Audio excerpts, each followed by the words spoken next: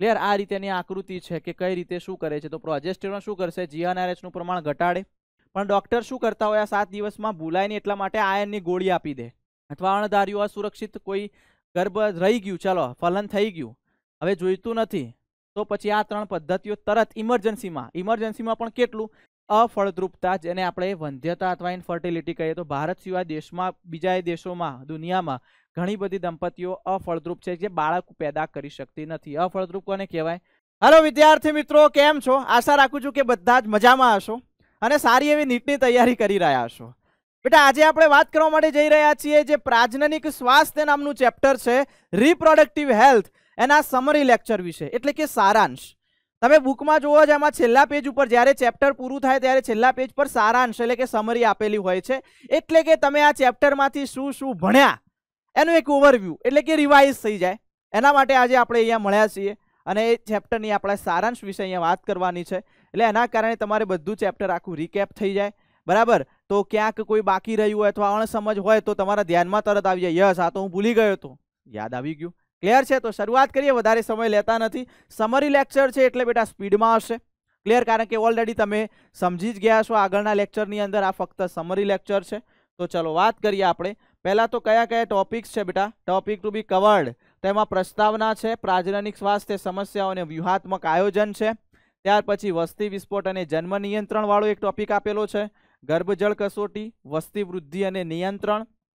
ત્યાર પછી ગર્ભ અવરોધન પદ્ધતિ છે, આયુડીઝ છે, બરાબર, આંતરગર્ભાશય ઉપાયો, મોં દ્વારા લેવા યોગ્ય ગર્ભ નિરોધકો, જે ઓરલ પિલ્સ કહીએ છીએ એ, ઇન્જેક્ટેબલ અથવા આરોપણ, વાડકાપ પદ્ધતિઓ. ત્યાર પછી દાક્તરી ગર્ભપાત, જેને આપણે શું કહીએ છીએ બેટા, MTP. ત્યાર પછી જાતીય સંક્રમિત રોગો, STDs, સેક્સ્યુઅલી ટ્રાન્સમિટેડ ડિઝીઝ, અને અફળદ્રુપતા, જેને ઇનફર્ટિલિટી તરીકે ઓળખીએ છીએ. આ બધા જ મુદ્દાઓ જે છે એ આપણે આ ચેપ્ટરની અંદર કવર કરેલા છે. હવે એની અંદર આપણે એકવાર રીકેપ જોઈ લઈએ ફટાફટ, બરાબર, સમરી જોઈ લઈએ. તો બેટા જુઓ તમે કે પ્રાજનનિક સ્વાસ્થ્યની પેલા પ્રસ્તાવના છે, એમાં પ્રાજનનિક અને સ્વાસ્થ્ય. પ્રાજનનિક એટલે એની અંદર પ્રજનન અંગોનો સમાવેશ થઈ જાય, જે તમે માનવ પ્રજનન ચેપ્ટરમાં ભણ્યા છો ઓલરેડી, માદા પ્રજનન તંત્ર, નર પ્રજનન તંત્ર, અને એના સ્વાસ્થ્ય એટલે કે એના સામાન્ય કાર્યો. તો ટૂંકમાં પ્રાજનનિક સ્વાસ્થ્યની જ્યારે વ્યાખ્યા કરી તો જે પ્રજનન અંગો જો યોગ્ય રીતે કાર્ય કરતા હોય તો કહી શકાય કે પ્રાજનનિક રીતે સ્વસ્થ છીએ આપણે. ડન છે આ વસ્તુ? ઓકે. બીજી વાત કે જે WHO એ વ્યાખ્યા આપી છે, વર્લ્ડ હેલ્થ ઓર્ગેનાઇઝેશન એટલે કે વિશ્વ આરોગ્ય સંગઠન, કે પ્રજનનના બધા પાસા સહિત લોકોના સામાજિક, શારીરિક, ભાવનાત્મક અને માનસિક અને વર્તનાત્મક પાસાઓનો સમાવેશ આમાં થાય. એટલે કે પ્રાજનનિક સ્વાસ્થ્યની અંદર ફક્ત પ્રજનન અંગો સારા હોય એનાથી કામ ચાલી લેતું નથી, પણ એની સાથે વર્તનાત્મક, બરાબર, ત્યાર પછી લાગણીઓ પણ સંકળાયેલી છે, ભાવનાઓ સંકળાયેલી છે, બરાબર, સામાજિક, શારીરિક, માનસિક, આ બધા જ પાસાઓનો એની અંદર સમાવેશ કરવામાં આવતો હોય છે. નેક્સ્ટ વાત કરીએ કે બેટા ભારત એક પ્રથમ એવો દેશ છે કે જેને પ્રાજનનિક સ્વાસ્થ્યને સામાજિક લક્ષ્ય તરીકે પ્રાપ્ત કર્યું છે. બીજા બધા દેશોએ નહીં, પણ ભારતની આપણે વાત કરીએ અહીંયા તો પ્રાજનનિક સ્વાસ્થ્ય, કારણ કે ભારતના બધા લોકોને, એની સરકારને ખબર છે કે આ પ્રાજનનિક સ્વાસ્થ્ય જો સારું નહીં હોય તો એના કારણે લોકોના બીજા બધા સ્વાસ્થ્ય પર પણ અસર પડશે અને ભારત માટે મોટો ખતરો પણ ઊભો થઈ શકતો હોય છે. એટલે એને સામાજિક લક્ષ્ય તરીકે, સામાજિક સાથે સંકળી લીધું છે, જેના કારણે બધા લોકોને ખબર પડે અને પોતાનું સામાજિક સ્વાસ્થ્ય સાચવી શકે. તો સામાજિક લક્ષ્ય તરીકે પ્રાપ્ત કરીને કેટલીક યોજનાઓ અને કાર્યક્રમો અમલમાં મૂક્યા, અને યોજનાઓ કાર્યક્રમને શું કહીએ છીએ આપણે? કુટુંબ નિયોજન એટલે કે ફેમિલી પ્લાનિંગ કાર્યક્રમ તરીકે ઓળખીએ છીએ. તો કેટલાક કુટુંબ નિયોજનના કાર્યક્રમો અમલમાં મૂક્યા. ક્યારે અમલમાં મૂક્યા? તો 1951 થી શરૂ થયેલું છે, જેમાં પ્રજનન સંબંધિત પાસાઓને આવરી લેવાય છે. બધા જ પ્રજનન સંબંધિત જેટલા પણ પાસાઓ બધાને આવરી લેવામાં આવે છે. પ્રજનન અને બાળ સ્વાસ્થ્ય સંભાળ એટલે કે એ જે કાર્યક્રમ છે એમાં શું કર્યું? શરૂઆતમાં એની અંદર પ્રજનનના બધા પાસાઓને આવરી લેવાતું નહોતું, એટલે એને કુટુંબ નિયોજન, ફક્ત ફેમિલી પ્લાનિંગ કહેતા. પણ પછી પ્રજનન સંબંધિત પાસાઓને આવરી લીધું એટલે એને હાલ કોના તરીકે ઓળખવામાં આવે છે? RCH, reproductive and child health care programme, એટલે કે પ્રજનન અને બાળ સ્વાસ્થ્ય સંભાળ કાર્યક્રમ તરીકે ઓળખવામાં આવે છે. નેક્સ્ટ વાત કરું કે પ્રજનન સંબંધિત પાસાઓ અંગેની જાગૃતિ ફેલાવતા માધ્યમો, કે કેવી રીતે લોકોને જણાવી શકાય કે આ રીતે પ્રજનન સંબંધિત તમારું સ્વાસ્થ્ય તમે સાચવી શકો, જાળવી શકો, એના કયા કયા માધ્યમો છે એનો ફેલાવો કરવા માટે? તો પહેલા છાપકામ, જે છાપું પેપર વાંચો છો તમે એ, પ્રચાર પ્રસાર એટલે કે પ્રિન્ટિંગ અને મીડિયા, જે સોશિયલ મીડિયા મારફતે, પછી સરકારી અને બિન સરકારી સંસ્થાઓ એટલે કે ગવર્મેન્ટલ અને નોન ગવર્મેન્ટલ ઓર્ગેનાઇઝેશન જે NGO છે એ પણ સંસ્થાઓમાં મહત્વનો ભાગ ભજવે. માતા પિતા દ્વારા પણ શિક્ષણ આપવામાં આવે બાળકોને, શિક્ષકો દ્વારા પણ, નજીકના સગા સંબંધીઓને, મિત્રો દ્વારા પણ જણાવવામાં આવે. તો આ બધા માધ્યમો છે જેના કારણે પ્રજનનિક સ્વાસ્થ્ય કેવી રીતે જાળવી શકાય એના વિશે માહિતી મળતી હોય છે. શાળા કોલેજોમાં જાતીય શિક્ષણ દાખલ કરવું જોઈએ જેથી પ્રજનન સંબંધિત જાગૃતિ ફેલાય. છોકરા અને છોકરીઓમાં સમાન તક, જાતીય વ્યવહાર, લગ્નની વૈધાનિક ઉંમર જે આપણે જાણીએ છીએ કે સ્ત્રીઓની અંદર 18 વર્ષની, પુરુષોમાં 21 વર્ષની નક્કી કરી છે. ગર્ભવતી મહિલાની કાળજી રાખવી જોઈએ. પ્રસવ બાદ માતા અને બાળક બંનેની કાળજી રાખવી જોઈએ. જાતીય સંક્રમિત રોગો, એઇડ્સ વગેરેની માહિતી, આ બધી જ માહિતીઓ આપવી જરૂરી છે. બરાબર, કારણ કે જ્યારે બાળક મેચ્યોર થાય છે, તમારા એજમાં આવે છે, યૌનારંભમાં પ્રવેશે છે, ત્યારે આ બધી માહિતીથી અને વાકેફ કરવું જરૂરી છે. કારણ કે એ ઉંમર એક એવી ઉંમર છે કે જેમાં સૌથી વધુ જે હોર્મોનલ ચેન્જીસ થતા હોય છે એના કારણે કોઈ આડોળું પગલું ન ભરે અથવા એને જીવનમાં પછતાવાનો વારો ના આવે. એટલા માટે આ બધી માહિતી આપવી જરૂરી છે. એટલા માટે શાળા કોલેજોની અંદર જાતીય શિક્ષણ દાખલ કરવામાં આવે છે. જેમ કે તમે આ ચેપ્ટર હાલ ભણી રહ્યા છો એના કારણે તમને અહીંયા જ્ઞાન મળતું હોય છે. બીજું બેટા, ગર્ભ જળ કસોટીની વાત કરીએ કે જેને કહેવાય છે ઉલ્વ જળ કસોટી અથવા એમનિયોસેન્ટેસિસ. બરાબર, મહત્વનો ટોપિક કહી શકાય આપણા માટે. એમાં હોય છે શું બેટા કે જે આ બાળક છે જે જરાયુ દ્વારા જોડાયેલું છે અને આ રીતે એની અંદરની બાજુએ જે જળ ભળેલું એને જ કહેવાય ઉલ્વ જળ અથવા એમનિયોટિક ફ્લુઇડ કહેવાય. બરાબર, એ કોના સંપર્કમાં હોય? ભ્રૂણના કોષોના સંપર્કમાં હોય, આજુબાજુ જે છે ને એ બધું.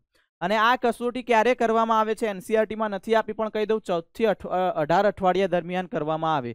જ્યારે ભ્રૂણ 14 થી 18 અઠવાડિયાનું થાય, અંદર જે બાળક છે ત્યારે આ કસોટી કરવામાં આવે. એમાં શું કરવામાં આવે છે બેટા? તો આ ઇન્જેક્શન મારફતે થોડાક પ્રમાણમાં ઉલ્વ પ્રવાહી લેવામાં આવે જેની મદદથી જનીનિક અનિયમિતતાઓ જેવી કે haemophilia, down syndrome, sickle cell anaemia તથા ભ્રૂણની જીવિતતા નક્કી કરવામાં આવે છે. મગજમાં એવો પ્રશ્ન થાય કે કેમ ઉલ્વ જળ કસોટી કરવામાં આવે?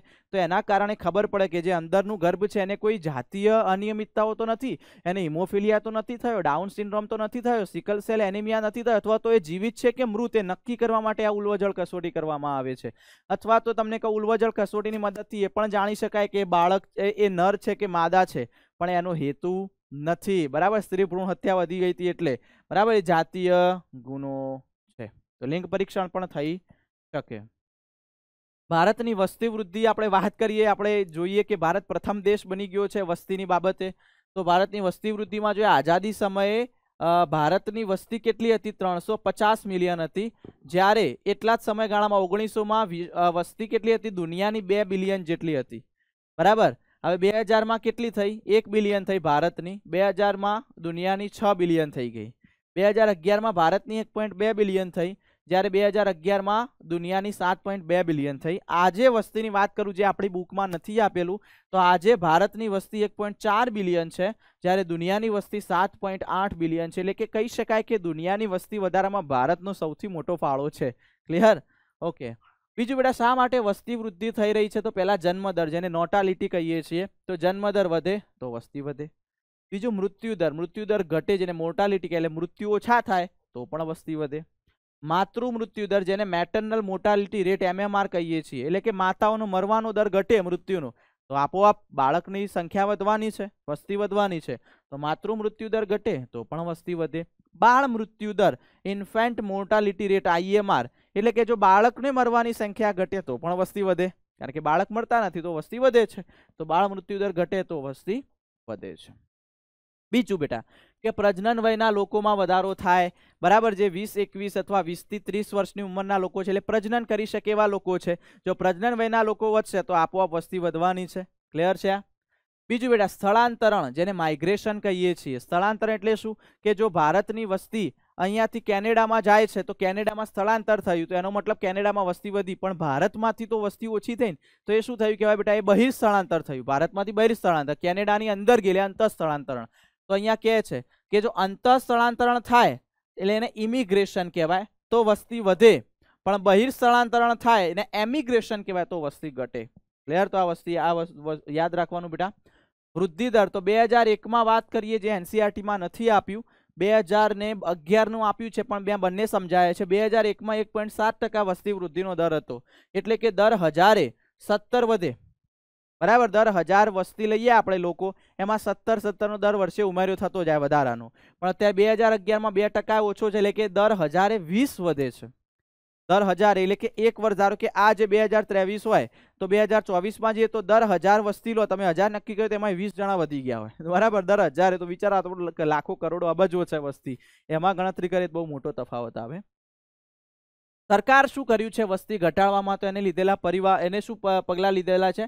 તો નાના પરિવારોને પ્રોત્સાહિત કર્યા છે, બરાબર. જે નાના પરિવારો છે, આપણે ઘણું બધું જોઈએ, સ્લોગન લગ્યા, નાનું કુટુંબ સુખી કુટુંબ, ઓછા બાળ જય ગોપાળ, બરાબર. તો લગ્નની વૈધાનિક ઉંમર નક્કી કરી, પુરુષમાં 21 વર્ષ, સ્ત્રીમાં 18 વર્ષ, બરાબર. કારણ કે પહેલા બાળ લગ્નમાં પણ તમે જુઓ છો નાની ઉંમરે સ્ત્રીઓ ગર્ભ ધારણ કરતી, જેના કારણે વસ્તી વધારો થતો. તો ઉંમર નક્કી કરી લીધી, કારણ કે આ મેચ્યોરિટીની ઉંમર છે, એટલે ખબર પડે કે હા વસ્તી વધારે આપણા માટે નુકસાનકારક છે.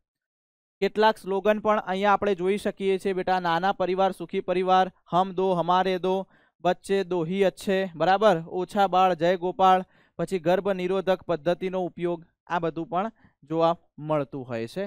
હવે ગર્ભ નિરોધકનો મતલબ શું? કે જ્યારે બાળક ન જોઈતું હોય ત્યારની પદ્ધતિ, એટલે કે ગર્ભ નિરોધક, ગર્ભને અવરોધે એ. ઓકે, જેને કોન્ટ્રાસેપ્ટિવ મેથડ કહેવાય. તો અનિચ્છનીય ગર્ભને રોકવા માટેની પદ્ધતિને આપણે શું કહીએ છીએ? અનિચ્છનીય, એટલે કે જરૂર નથી બાળકની, તો એને રોકવા માટેની પદ્ધતિ, અને ગર્ભ નિરોધક.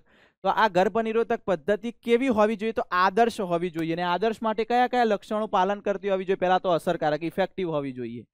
જો ગર્ભ નિરોધક પદ્ધતિનો કોઈ ઉપયોગ કરે છે તો એ અસરકારક હોવી જોઈએ. બીજું, સરળતાથી ઉપલબ્ધ હોવી જોઈએ, સરળતાથી પ્રાપ્ત થઈ જવી જોઈએ, નજીકમાં ક્યાંય મેડિકલમાં મળતી હોવી જોઈએ. કિંમતમાં પરવડે તેવી હોવી જોઈએ, કિંમત ઓછી હોવી જોઈએ. પ્રતિવર્તી, એટલે કે જો દંપતી ગર્ભધારણ ઈચ્છે તો થઈ શકે. પ્રતિવર્તી એટલે કે એવું નહીં કે એકવાર એનો ઉપયોગ કર્યો તો એ જીવનભર ક્યારે પણ બાળક પેદા કરી શકશે ને, એવું નહીં કે આ અત્યારે નથી જોઈતું તો અત્યારે ઉપયોગ કરે તો અત્યાર માટે જ, પછી બીજી વાર એને જોઈતું હોય તો પછી એ ગર્ભ ધારણ કરી શકીએ. એના કારણે એવું ના થવું જોઈએ કે આ વખતે ઉપયોગ કર્યો તો ગર્ભાશયને ઇફેક્ટ થઈ તો ગર્ભધારણ ક્યારેય ન થઈ શકે. તો બીજી વાર જ્યારે ઈચ્છા થાય તો એ પોતાની રીતે ગર્ભ ધારણ કરી શકે. તો એ રીતે પ્રતિવર્તી, રિવર્સેબલ હોવી જોઈએ એમ. નહિવત આડઅસર, એકદમ ઓછી સાઈડ ઇફેક્ટ થતી હોવી જોઈએ. તો ભાઈ ઉપયોગ આપણે આના માટે કરીએ, બીજી કોઈ સાઈડ ઇફેક્ટ થઈ તો તે ઉપયોગ કરનારની કામેચ્છા ઉત્તેજના સંવહનમાં અવરોધરૂપ હોવી જોઈએ. ઉત્તેજનામાં કોઈ અવરોધરૂપ હોવી જોઈએ નહીં, બરાબર. બે પ્રકારની પદ્ધતિ છે, હંગામી પદ્ધતિ જેને ટેમ્પરરી મેથડ કહેવાય, કાયમી પદ્ધતિ જેને પરમેનન્ટ મેથડ તરીકે ઓળખવામાં આવે. ટેમ્પરરી મેથડમાં કુદરતી અથવા પ્રણાલીગત અથવા પારંપરિક પદ્ધતિઓનો ઉપયોગ થાય છે, એમાં ડિટેલમાં જોઈએ આગળ. પછી અવરોધક પદ્ધતિ છે, રાસાયણિક પદ્ધતિ, આયુડીએસ જેને અંતર્ગર્ભાશય ઉપાયો, મોં દ્વારા લેવા યોગ્ય ગર્ભ નિરોધકો અને ઇન્જેક્ટેબલ અથવા આરોપણ. જ્યારે કાયમી પદ્ધતિમાં વંધ્યીકરણ પદ્ધતિ આવશે, જેમાં ટ્યુબેક્ટોમી જેને સ્ત્રી નસબંધી કહેવાય, વેસોક્ટોમી જેને પુરુષ નસબંધી તરીકે ઓળખવામાં આવે છે. નેક્સ્ટ આગળ વાત કરીએ બેટા, ગર્ભ અવરોધન પદ્ધતિમાં હંગામી પદ્ધતિ, ટેમ્પરરી મેથડમાં પહેલી કઈ પદ્ધતિ? કુદરતી, અને પ્રણાલીગત પણ કહેવાય અથવા પારંપરિક પદ્ધતિ પણ કહેવાય. એટલે એમાં કોઈ જાતની દવાઓ અથવા સાધનો વપરાતા નથી. તો એમાં કઈ પદ્ધતિ આવશે? સામયિક સંયમ, કે જેનું બીજું નામ છે કેલેન્ડર મેથડ, પીરિયોડિક એબ્સ્ટિનેન્સ અથવા સેફ પીરિયડ પણ કહેવાય. પછી બાહ્યસ્ખલન બીજી પદ્ધતિ, એનું બીજું નામ મૈથુન અંતરાલ, વિથડ્રો મેથડ અને કોઇટસ ઇન્ટરપ્શન. ત્રીજી પદ્ધતિ દુગ્ધ શ્રવણ એમનોરિયા અથવા લેક્ટેશનલ એમનોરિયા અથવા ઋતુચક્રની ગેરહાજરી. આ બીજા નામ યાદ રાખવા તોય ઘણું, ના યાદ રાખવા તોય ઘણું, પણ યાદ રાખશો તો વધારે બેસ્ટ રહેશે. આ પદ્ધતિઓમાં કોઈ પણ દવાઓ અથવા સાધનોનો ઉપયોગ થતો નથી, એટલે કુદરતી કહ્યું છે. નેક્સ્ટ, સામયિક સંયમ. પહેલામાં શું કહે છે બેટા? સામયિક સંયમનો મતલબ કે સંયમ રાખો, ધીરજ રાખો. ક્યારે ધીરજ રાખવાનું કહે છે? તો દંપતીએ ઋતુચક્રના 10 થી 17 દિવસ દરમિયાન મૈથુન ક્રિયા ટાળવી જોઈએ. કે ઋતુચક્રનો જે 10 થી 17માં દિવસ, કેમ 10 થી 17 એવા દિવસો આપ્યા? કારણ કે આ 10 થી 17માં દિવસ દરમિયાન મેક્સિમમ ચાન્સીસ હોય છે ફલન થવાના. તો 10 થી 17માં દિવસ દરમિયાન ધીરજ રાખો, કારણ કે ત્યાં અંડકોષ ઉત્પન્ન થઈને આગળ આવતો હોય છે, એટલા માટે. એટલે સામયિક સંયમ, થોડોક સમય રાખો, સંયમ રાખો એમ. કારણ કે આ સમય દરમિયાન અંડ પતન થાય છે, જેથી ફલનની તક વધુ હોય છે. આમ 10 થી 17 દિવસને ફલન સમય કહેવાય. આ દરમિયાન ફલન સૌથી વધુ થતું હોય છે. તો એનું જો આપણે થોડુંક જોઈએ કે કેમ 10 થી 17 દિવસો આપ્યા, એના વિશે થોડુંક આપણે અભ્યાસ કરીએ. બુકમાં નથી, આપણે પ્રેક્ટિકલી જોઈએ આપણે કે શુક્રકોષોનું જીવન કેટલું. યાદ રાખજો, 3 દિવસ શુક્રકોષ જીવિત રહે. જો એ જ્યારે માદાના પ્રજનન માર્ગમાં જાય ને, તો આજે ગયો હોય તો આજ, કાલ અને પરમ દિવસ, બરાબર. તો એવા 3 દિવસ સુધી જીવિત રહે. અંડકોષનું જીવન કેટલું હોય? ફક્ત 1 દિવસ જ જીવિત રહે, અંડકોષ ઉત્પન્ન થાય. તો જો સ્ત્રીમાં ઋતુચક્ર 26 દિવસનું હોય તો અંડકોષ મુક્ત થવું. અંડકોષ ક્યારે મુક્ત થાય? આગળના ચેપ્ટરમાં ભણી ગયા હતા કે 26 - 14 જેટલા દિવસ એમાં 14 માઇનસ કરવાના, તો 12 દિવસે ઉત્પન્ન થાય. હવે જો અંડકોષ 12 દિવસે ઉત્પન્ન થયો ત્યારે જો શુક્રકોષ આવ્યો તો તરત ફલન થવાનું છે. તો આમાં ફલન થાય એટલે 12મા દિવસે ફલન થયું. ક્લિયર છે આ વસ્તુ? જો 11મા દિવસે શુક્રકોષ આવે તો આપણે કીધું શુક્રકોષ 3 દિવસ જીવિત રહી શકે, એટલે 11મા દિવસે જીવિત રહેશે ને 12મા દિવસે જેવો અંડકોષ મુક્ત ત્યારે પણ. એટલે જો 11મા દિવસે ફલન જો મૈથુન ક્રિયા થઈ હોય તો પણ થઈ શકે. જો 10મા દિવસે પણ આવે તો 10મો, 11મો, 12મો 3 દિવસ જીવિત રહી શકે. તો આ 3 દિવસ દરમિયાન એટલે 10, 11, 12 આવી ગયા દિવસ. અથવા જો 12મા દિવસે અંડકોષ મુક્ત થયો તો અંડકોષ 1 દિવસ જીવિત રહે એટલે 13મા દિવસ સુધી જીવિત રહી શકે કે નહીં? હા. તો પછી શુક્રકોષ આવે તો પણ ફલન થઈ શકે, એટલે 13મો આવી ગયું. 10, 11, 12, 13 આવી ગયા અંદર. એટલે 10 દિવસથી 17 કીધું હતું, એમાં જો 26 દિવસ 13 દિવસ સુધી સંભાવના રહે. એ રીતે જો 28 દિવસનું હોય તો પછી 12 થી 15 માં સંભાવના રહે. બરાબર, 12 થી 15 માં.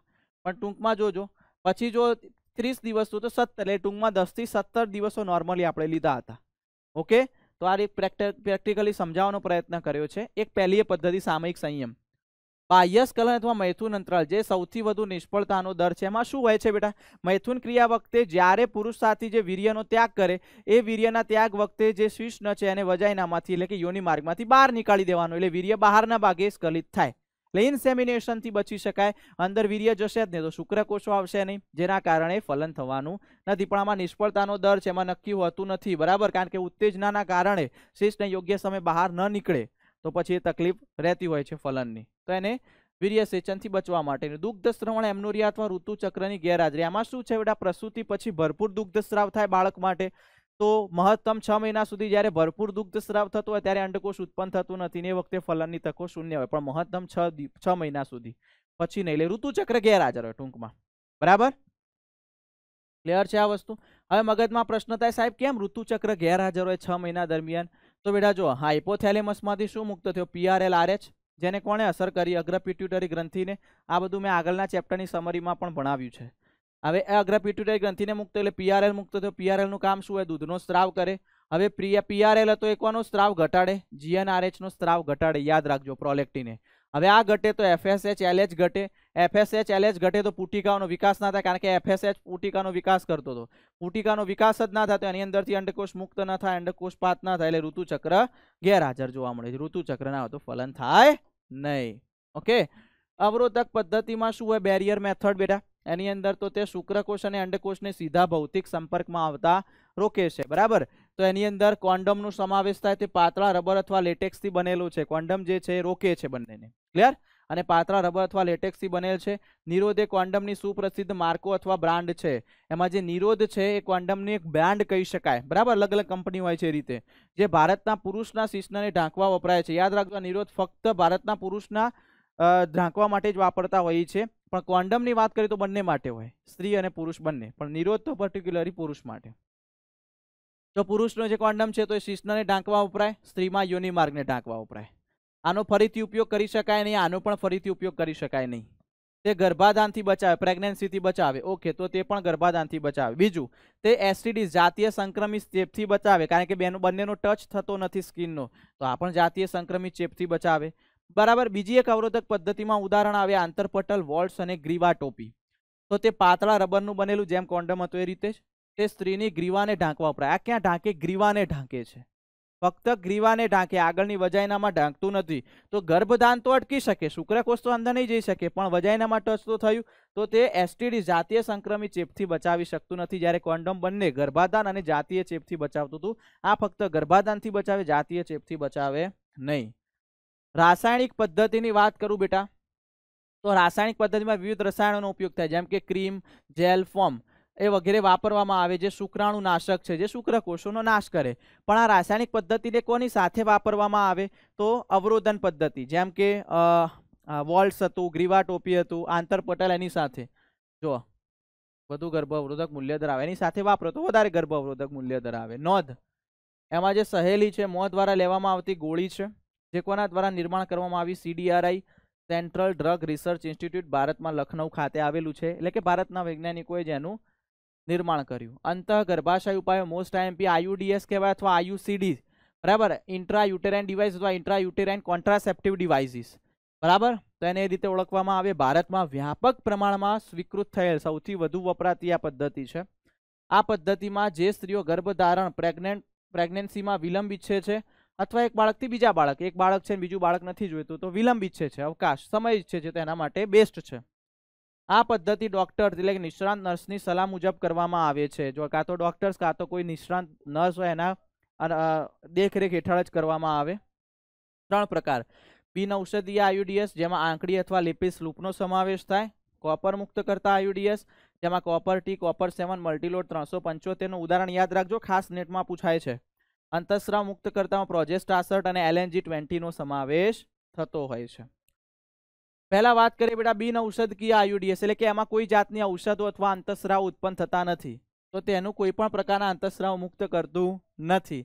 તેનું કોઈ ચોક્કસ કાર્ય જાણીતું નથી. એનું કાર્ય કઈ રીતે કરે છે જાણીતું નથી, પણ જો થોડા ઘણા અંશે તે ગર્ભાશયને ઉત્તેજિત કરે જેથી ગર્ભાશય એ ઓચિંતી રીતે શુક્રકોષોનો નાશ કરે. એ પોતે કાર્ય કઈ નથી કરતું, એ ગર્ભાશયને ઉત્તેજિત કરે છે કે ગર્ભાશય તું જાતે શુક્રકોષોનો નાશ કરે, એટલે ગર્ભાશય ફેગોસાઇટ્સ મુક્ત કરશે, ભક્ષક કોષો, જેના કારણે શુક્રકોષો નાશ થશે.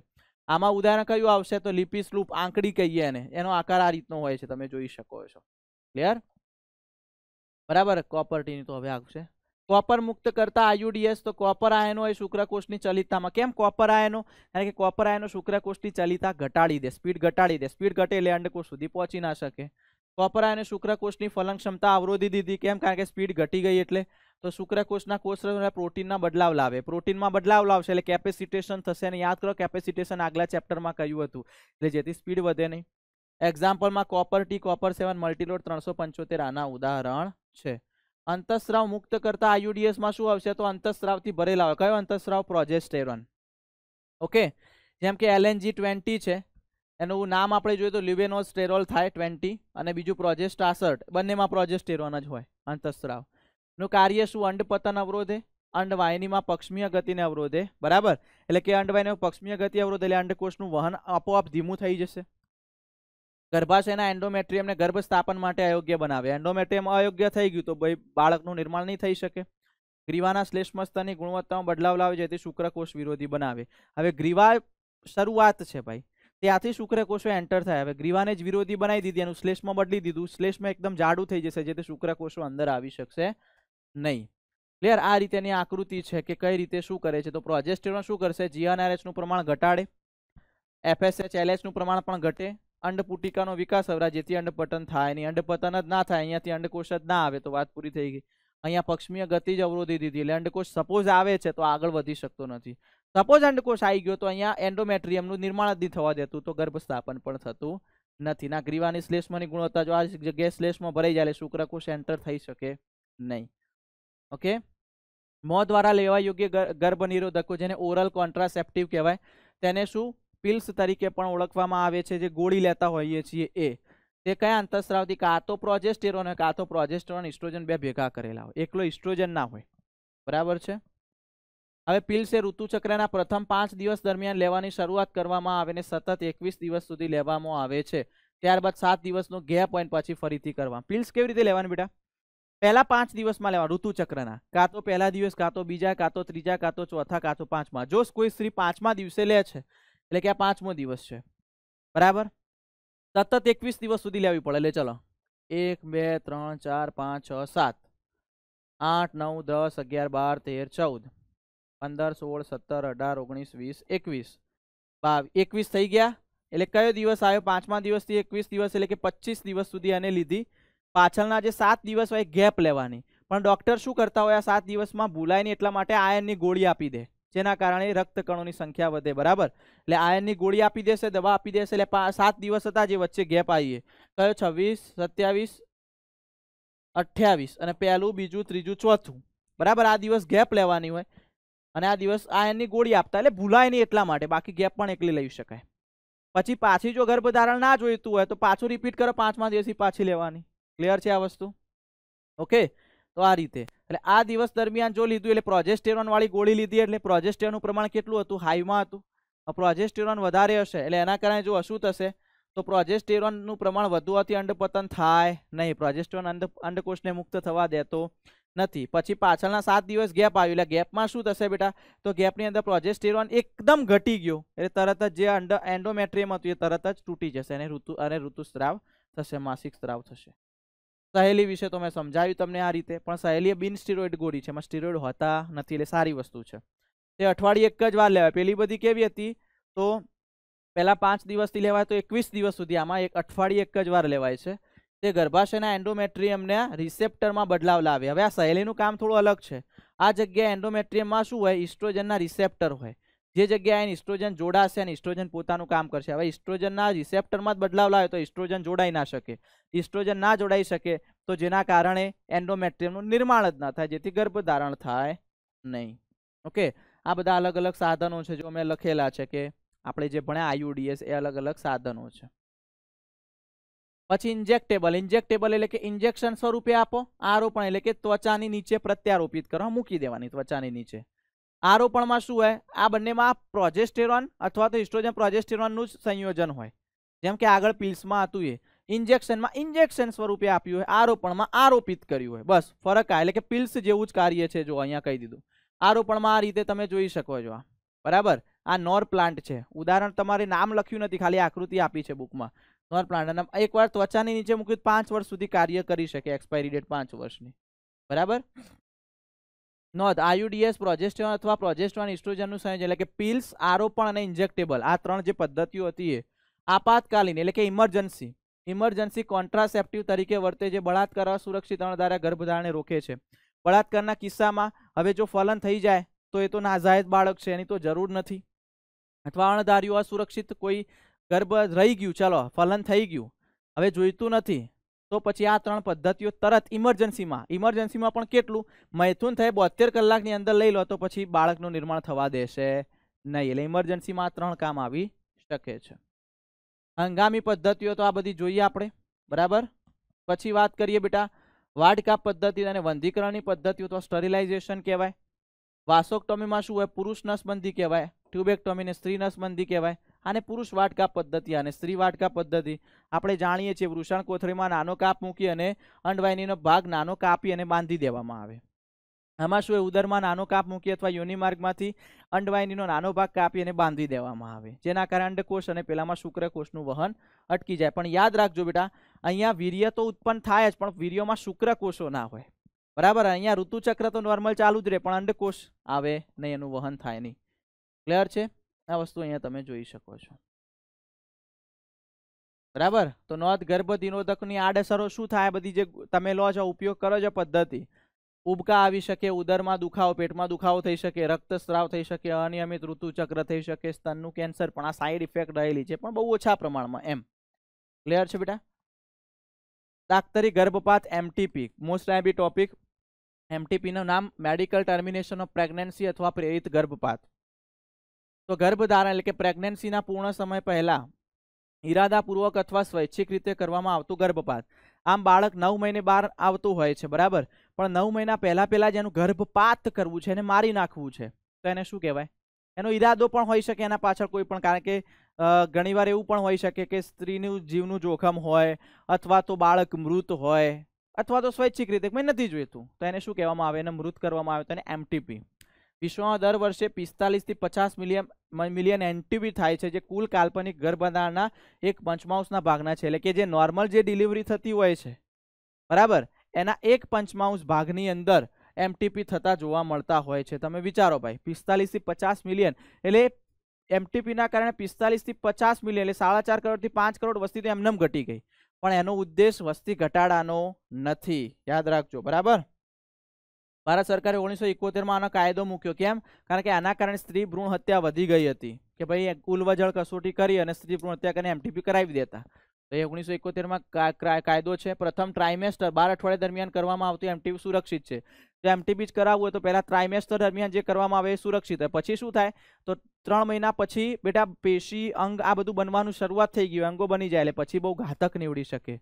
ભારત સરકારના કાયદામાં 2017માં સુધારો કરવામાં આવ્યો કે જો ભ્રૂણ 3 મહિના એટલે કે 12 અઠવાડિયાથી વધુ અને 6 મહિના એટલે 24 અઠવાડિયા કરતાં ઓછું હોય, જો 3 મહિના પૂરા થઈ ગયા છે પણ 6 મહિનાથી ઓછું હોય અને પછી એમટીપી કરાવું તો 2 ડોક્ટરની સલાહ લેવી જોઈએ.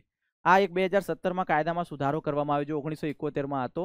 અને પછી કરી શકાય, પણ આવું ક્યારે કરવાનું, કેમ પાછળ બીજા 3 મહિનામાં એમટીપી કરાવવું જોઈએ? કારણ કે જો બાળક એ માનસિક અથવા શારીરિક રીતે વિકલાંગ હોય કે ભાઈ ખબર જ છે કે એ બાળકની સ્થિતિ સારી નથી, જો જન્મ લેશે તો એ વધારે જીવી શકશે નહીં, તો મારવું જ પડશે, એને બહાર નીકાળવું જ પડશે, તો એ કિસ્સામાં અથવા તો સતત ગર્ભધારણ માતાના જીવનું જોખમ, અથવા જો એ બાળક જન્મશે તો માતાના જીવનું જોખમ પણ છે, તો એ કિસ્સામાં એમટીપી આ કરવામાં આવે છે. બરાબર, આ બધું વધારાનું સમજાવ્યું હતું મિસકેરેજ ને જે હતું એ ક્લિયર. એસટીડી જાતીય સંક્રમિત રોગો જેના અલગ અલગ નામ સેક્સ્યુઅલી ટ્રાન્સમિટેડ ડિઝીઝ, વેન્ટ્રિયલ ડિઝીઝ, યૌન સંબંધિત રોગો, વીડી, આરટીઆઈ, રિપ્રોડક્ટિવ ટ્રેક્ટ ઇન્ફેક્શન, પ્રજનન માર્ગ સંબંધિત રોગો. જાતીય સંક્રમિત ચેપ સૌથી વધુ કોની અંદર? 15 થી 24 વર્ષની ઉંમરના જે લોકો, એમાં વધુ જોવા મળે. બધામાં થાય પણ વધુ આમાં જોવા મળે છે. બરાબર, એના નામ આપ્યા હતા. એ કયા રોગો છે? ક્લેમિડિયાસિસ, ગોનોરિયા, સિફિલિસ, જનનાંગીય હર્પીસ, જનનાંગીય મસા, એઇડ્સ, ટ્રાઇકોમોનિયાસિસ, હિપેટાઇટિસ બી, આ બધા રોગો છે. જાતીય સંક્રમિત ચેપ એટલે જાતીય સમાગમ દ્વારા ફેલાતો ચેપ, જે જાતીય સમાગમ મૈથુનની ક્રિયા દ્વારા ફેલાતો ચેપ છે. તમે જોઈ શકો છો કે અલગ અલગ આપ્યા છે, એનસીઆરટીમાં ડિફાઇન નથી કર્યું કે બેક્ટેરિયા દ્વારા કયા થાય, વાયરસ દ્વારા કયા થાય, પ્રજીવ દ્વારા કયા. તો યાદ રાખજો, ક્લેમાડિયાસિસ બેક્ટેરિયા દ્વારા કયા? ક્લેમાડિયા ટ્રાઇકોમેટિસ બેક્ટેરિયા દ્વારા. ગોનોરિયા તો નિસિરિયા ગોનોરી, સિફિલિસ તો ટ્રેપેનોમા પેલેડિયમ. વાયરસ દ્વારા જોઈએ તો જનનાંગીય હર્પીસ, હર્પીસ સિમ્પ્લેક્સ વાયરસ જેને HSV કહીએ. જનનાંગીય મસા તો human papilloma virus HPV. Hepatitis B તો hepatitis B virus HBV. AIDS તો હ્યુમન ઇમ્યુનોડેફિશિયન્સી વાયરસ HIV દ્વારા. પ્રજીવ દ્વારા તો ટ્રાઇકોમોનિયાસિસ તો ટ્રાઇકોમોનાસ વજાઇનાલિસ દ્વારા થાય. તો આ નામ યાદ રાખજો, ક્યાંક નીટમાં તમને જોવા મળશે ભૂતકાળના પેપરમાં. ઓકે, શરૂઆતના લક્ષણો શું હોય? જનનાંગીય વિસ્તારમાં ખંજવાળ આવે, પ્રવાહી સ્ત્રાવ થાય, સોજો આવે, દુખાવો આવે. હવે ઘણીવાર સ્ત્રીઓમાં લક્ષણો જોવા મળતા નથી અથવા સામાજિક કલંક નોડર હોય, લોકો શું કહે છે એટલા માટે ડોક્ટર પાસે જતી નથી. તો પાછળના લક્ષણો કયા ભયંકર લક્ષણો જોવા મળે? નિતંબની બળતરાના રોગો, પેલ્વિક ઇન્ફ્લામેટરી ડિઝીઝ પણ થઈ શકે, ગર્ભપાત પણ થઈ શકે, મિસકેરેજ થઈ શકે, મૃત બાળકનો જન્મ થઈ શકે, એક્ટોપિક પ્રેગ્નન્સી. એક્ટોપિક પ્રેગ્નન્સી એટલે કે આમ જોવા જઈએ તો ગર્ભ સ્થાપન ક્યાં થાય? ગર્ભાશયની અંદર. બાળકનું આશય કયું? ગર્ભાશય. પણ એના સિવાય જો અંડવાહિનીમાં બાળકનું ગર્ભ સ્થાપન થઈ ગયું તેને એક્ટોપિક પ્રેગ્નન્સી કહેવાય. બરાબર, ગર્ભાશય સિવાયના ભાગે ગર્ભ સ્થાપન ને પ્રજનન માર્ગનું કેન્સર પણ થઈ શકે જો ધ્યાન રાખવામાં ન આવે તો. જાતીય સંક્રમિત ચેપથી બચવાના ઉપાય તો અજાણ્યા સાથી અથવા ઘણા સાથીઓ સાથે જાતીય સમાગમ ટાળવું, નિરોધનો ઉપયોગ કરો, કોઈ પણ શંકાના કિસ્સા ડોક્ટર પાસે જાઓ. બરાબર.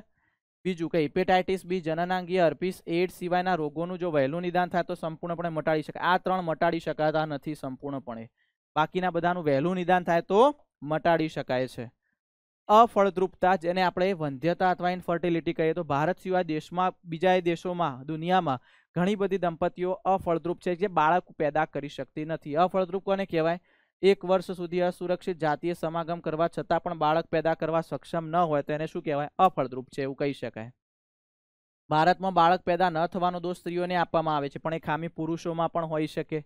બરાબર. હવે આ ઇનફર્ટિલિટી ઘટાડવા કોણ કાર્ય કરી રહ્યું છે? વિશિષ્ટ સ્વાસ્થ્ય સંભાળ કેન્દ્ર, જેને વંધ્યત્વ નિવારણ ચિકિત્સાલય કહેવાય, જે અફળદ્રુપતા નિવારવા માટે પ્રયત્નો કરે છે, દંપતીને બાળક પ્રાપ્ત કરાય. પણ છતાં જો આનાથી ન થાય તો પછી નિષ્ફળ નીવડે તો કઈ પદ્ધતિ? સહાયક પ્રજનન પદ્ધતિઓ, આસિસ્ટેડ રિપ્રોડક્ટિવ ટેકનોલોજીસ, ART નો ઉપયોગ થાય છે, જે આપણે હવે જોઈએ કે 2 પ્રકાર છે. એક છે ઇન વિટ્રો ફર્ટિલાઇઝેશન IVF અને બીજું in vivo fertilization in vivo ફલન. બરાબર.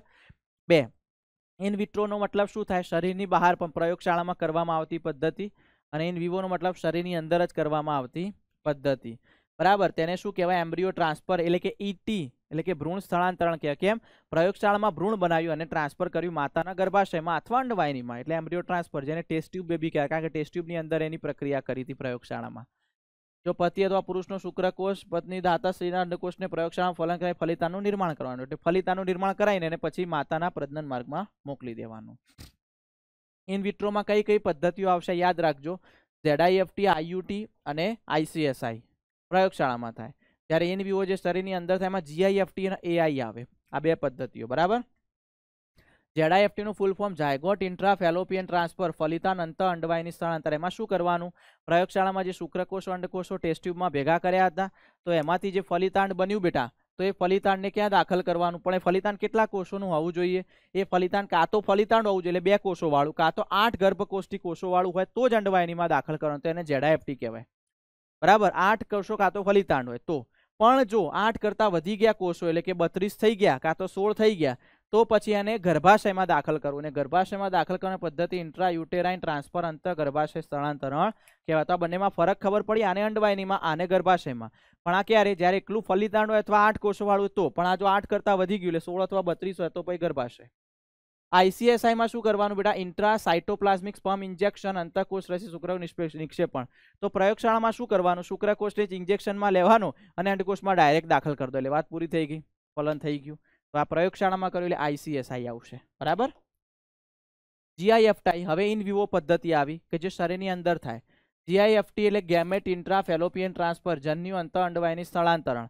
એટલે કે જો સ્ત્રી અંડપિંડ એ અંડકોષ ઉત્પન્ન કરી શકતું અંડપિંડ અંડકોષ ઉત્પન્ન ના કરી શકે કોઈ સ્ત્રીનું, એટલે એનો મતલબ થાય શું, બહારથી અંડકોષ લાવી અને સ્ત્રીની અંડવાહિનીમાં દાખલ કર્યું, શરીરમાં જ દાખલ કર્યું. બરાબર. અને પછી પદ્ધતિ કરી એટલે જન્યુ લાવ્યા, અંડકોષ એ જન્યુ કહેવાય, એટલા માટે એને જીઆઈએફટી તરીકે ઓળખવામાં આવે છે. બરાબર. તે ભ્રૂણ વિકાસ માટે પર્યાવરણ ધરાવે છે, એટલે કે ફક્ત એ સ્ત્રી અંડકોષ જ ઉત્પન્ન નથી કરી શકતી, એનું ગર્ભાશય કમ્પ્લીટ હતું જે ભ્રૂણ નિર્માણ કરી શકે એવું. કૃત્રિમ વીર્યદાન જેને આર્ટિફિશિયલ ઇન્સેમિનેશન એઆઈ કહેવાય. કૃત્રિમ વીર્યદાનનો મતલબ શું કે ઘણા એવા પુરુષો હોય બેટા કે એ પુરુષો શુક્રકોષો ઉત્પન્ન કરી શકતા પણ ખૂબ ઓછા કરી શકતા હોય અથવા પ્રજનન માર્ગમાં ઠાલવી શકતા ન હોય, તો પછી શું કરવાનું બેટા, તો એ શુક્રકોષોને જે કૃત્રિમ રીતે સ્ત્રીના યોનિ માર્ગમાં ઠાલવવામાં આવે તો એને કૃત્રિમ વીર્યદાન કહેવાય. જો એને યોનિ માર્ગ સિવાય ગર્ભાશયમાં ડાયરેક્ટ ઠાલવવામાં આવે વીર્ય તો એને આઈયુઆઈ કહેવાય, ઇન્ટ્રાયુટેરાઇન ઇન્સેમિનેશન અંતઃ ગર્ભાશય વીર્ય સેચન. બરાબર. એટલે કૃત્રિમ વીર્યદાનનો જ પ્રકાર છે આઈયુઆઈ, ઇન્ટ્રાયુટેરાઇન ઇન્સેમિનેશન. બરાબર. અંતઃ ગર્ભાશય વીર્ય સેચન. જો બાળક ન થતું હોય તો એના માટે સારામાં સારી બિન ખર્ચાળ પદ્ધતિ કઈ, બાળક ગોદ લેવું. બાકી આ બધી પદ્ધતિઓમાં ખર્ચો થતો હોય છે લગભગ 5 થી 10 લાખની અંદર. ઓકે. સૌ પ્રથમ ટેસ્ટ ટ્યુબ બેબી જણાવી દઉં, ભારતમાં 3 ઓક્ટોબર 1978 કરવામાં આવ્યું, જેનું નામ આપવામાં આવ્યું હતું દુર્ગા. કેમ? કારણ કે આ સમયે દુર્ગા પૂજા હતી, પશ્ચિમ બંગાળ દુર્ગા પૂજા ચાલી રહી હતી ને એ સમયે થયું હતું એટલે દુર્ગા. પણ એનું ઓરિજિનલ નામ શું છે સ્ત્રીનું? કનુપ્રિયા અગ્રવાલ. બરાબર. કનુપ્રિયા અગ્રવાલ છે એ જે ટેસ્ટ ટ્યુબ બેબી દ્વારા ઉત્પન્ન થઈ એ જે બાળકી હતી એ. વિશ્વમાં ક્યારે કરવામાં આવી? 25 જુલાઈ 1978, જેનું નામ છે લોઇસ જોય બ્રાઉન. બરાબર. એનું નામ શું છે? લોઇસ જોય બ્રાઉન છે. ઓકે બેટા. તો આ રીતે આપણે સમરી લેક્ચર પણ ભણી ગયા, ટૂંકમાં બધું રિવાઇઝ થઈ ગયું, રિકેપ થઈ ગયું, તમે શું ભણ્યા હતા એનો સારાંશ જોઈ લીધો. આમ તો સારાંશ આના કરતાં ઓછા સમયમાં પૂર્ણ થતો હોય છે, પણ મેં ડિટેલમાં બધું જ કરાવ્યું. બરાબર. આમ તો ઉપરથી જ કહી દેવાનું હોય છે, પણ હું એક એક લાઈન અહીંયા બોલીને સમજાવી છે. આશા રાખું છું બધું સમજ પડી હશે બેટા. તો છેલ્લે એક ડાયલોગ કહીને છૂટા પડીએ છીએ. જાગતા રહેજો, સતર્ક રહેજો, વાંચતા રહેજો, લખતા રહેજો, ભણતા રહેજો, તો રિઝલ્ટ 100% આવતું રહેશે. અહીંયા સુધી રાખીએ છીએ. ખૂબ ખૂબ આભાર.